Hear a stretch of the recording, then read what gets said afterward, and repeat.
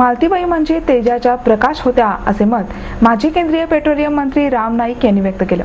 पुण्यातील पहिल्या महिला नगरसेविका दिवंगत मालती परांजपे लिखित दीपकळिका धाकुटी या आत्मकथनपर पुस्तकाचा प्रकाशन समारंभ गरवारे महाविद्यालय येथे पार पडला.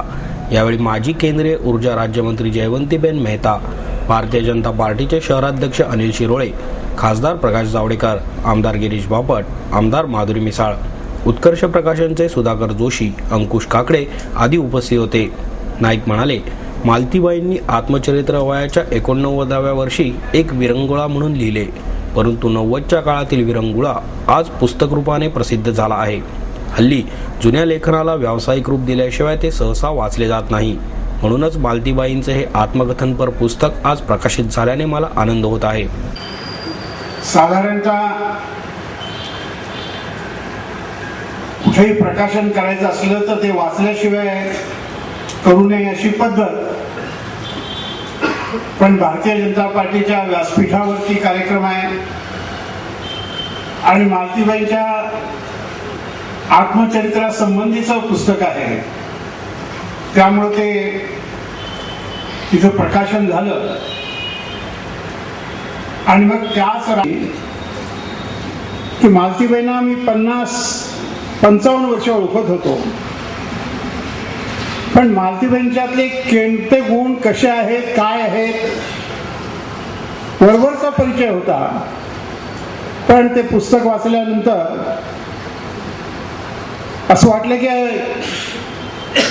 हे जे पुस्तक त्यांनी खाजगी प्रकाशनासाठी म्हणून त्यांच्या 2 भाच्या विजयालोक गरिवार आणि नीला बापट यांनी प्रकाशित केलं. पहिल्यांदा आज ह्या कार्यक्रमामध्ये मला असं वाटतं की त्यांना मनापासून धन्यवाद दिले पाहिजेत की मालतीबाईंनी 89-90 वर्षाचा असताना त्यांनी लिहिलं पाहिजे असा आग्रह करणं,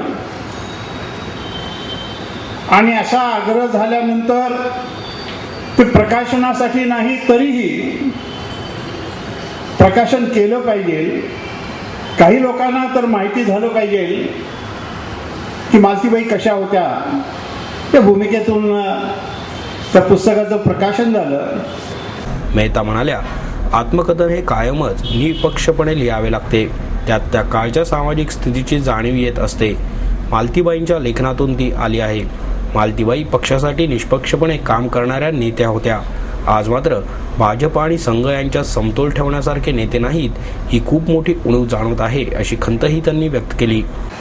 निश्चितपणे मालतीबाईंचं जेव्हा फोटो आणि लूक पाहिलं तेव्हा असं वाटलं किती सात्विक, किती सरळ, किती समर्पित आणि किती परिश्रमी अशा ह्या व्यक्तिमत्वाने सज्ज असलेल्या मालतीबाई या भारतीय जनता पार्टीच्या आमच्या महिला मोर्चाच्या फाउंडर मेंबर आहेत.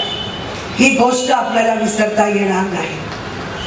आणि फाउंडर मेंबरचं नाव जेव्हा आम्ही घेतो तेव्हा त्यांच्याबरोबर सुमतीताई सुपेकरांचं नाव सुद्धा आपण घ्यायला पाहिजे. कारण भारतीय जनसंघ हा जेव्हा कामामध्ये सक्रिय झाला त्यावेळी भारतीय जनसंघाकडे फक्त मालतीबाई आणि सुमतीताई सुपेकर या दोघी जणीच हिंदीतून बोलणाऱ्या आणि प्रचार दौरे करणाऱ्या अशा आमच्या दोघीही सखी होत्या.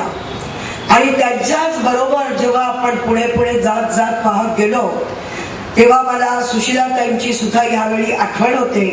कारण की सुशीलाताईंच्या बरोबर सुद्धा महाराष्ट्राच्या कानाकोपऱ्यामध्ये जाऊन प्रचार करताना अनेक अनुभव घेतलेले आहेत की त्यांनी सुद्धा महिला मोर्चाला सशक्त करण्यासाठी खूप प्रयत्न केले. हे आज या पुस्तकाच्या उद्घाटनानिमित्ताने मी आपल्याला सांगू इच्छिते. मला या पुस्तकाचं उद्घाटन हे शब्द वापरायचे नाही, विमोचन प्रकाशन हे शब्द वापरायचे नाही, परंतु मला म्हणायचंय की हे पुस्तक आज इथे प्रकट झालं.